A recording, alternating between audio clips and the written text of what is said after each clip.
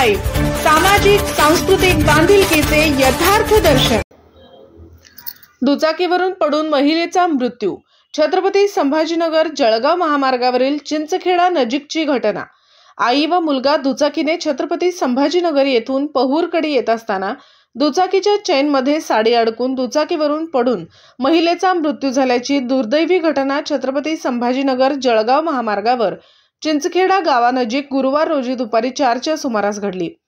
मनीषा कैलास चौधरी वर्ष 48 राहणार पहूर तालुका जामनेर असे मृत महिलेचे नाव आहे।